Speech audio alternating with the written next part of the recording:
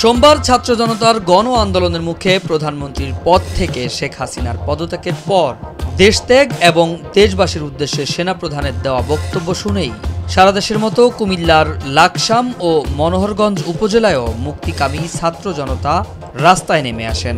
আর সেই সঙ্গে অবসান ঘটে এক অত্যাচারীর অহংকার ও দম্ভেরও।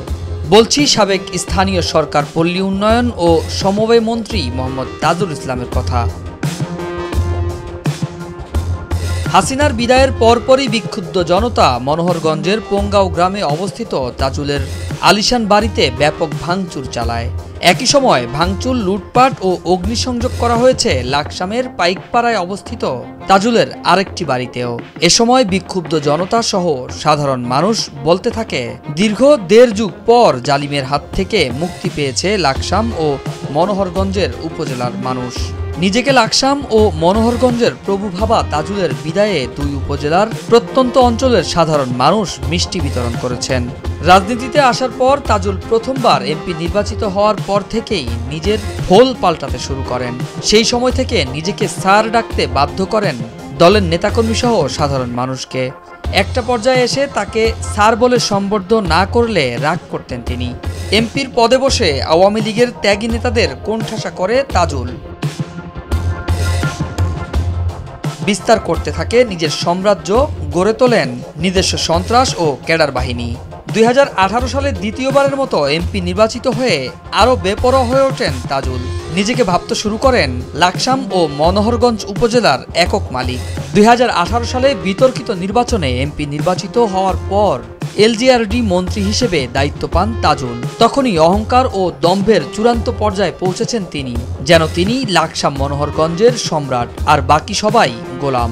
মন্ত্রিত্ব পাওয়ার পর তাজুল লুটপাট আর অবৈধ সম্পদ অর্জনের খেলায় মেতে ওঠেন।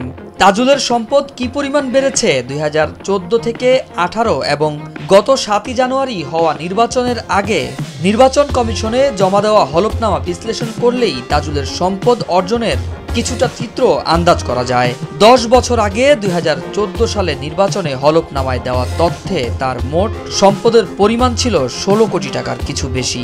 আর গত ৭ই জানুয়ারির নির্বাচনে দেওয়া হলফনামা বিশ্লেষণ করে দেখা যায় তাজুলের সেই সম্পদ ১১৮ কোটি টাকা ছাড়িয়ে গেছে। আর মন্ত্রী হওয়ার আগে ২০১৮ সালে তার মোট সম্পদের পরিমাণ ছিল ৪৭ কোটি ৪৬ লাখ টাকা। ৪ বছরের ব্যবধানে সেই সম্পদ দ্বিগুণেরও বেশি হয়েছে। দেশে স্থানীয় সরকার নির্বাচনগুলোতে কিভাবে বিনা ভোটে বিজয়ী হওয়া যায় সেই স্টাইলে প্রবর্তক বলা হয় তাজুল ইসলামকে। কারণ তিনি লাকসাম ও মনোহরগঞ্জ থেকে প্রথম শুরু করেন বিনা ভোটে বিজয়ী হওয়া। লাকসামের শ্যালক ও মনোহরগঞ্জে ভাতিজাকে পরপর ২ বার বানিয়েছেন উপজেলা পরিষদের ভাইস চেয়ারম্যান। এছাড়া নিজের আত্মীয় স্বজনদের দিয়েছেন দলীয় সহ জনপ্রতিনিধির শীর্ষ পদ। অনুসন্ধানে জানা গেছে সোমবার শেখ হাসিনা দেশ ছাড়ার আগেই ৩ আগস্ট দেশ ছেড়েছেন তাজুল ইসলাম।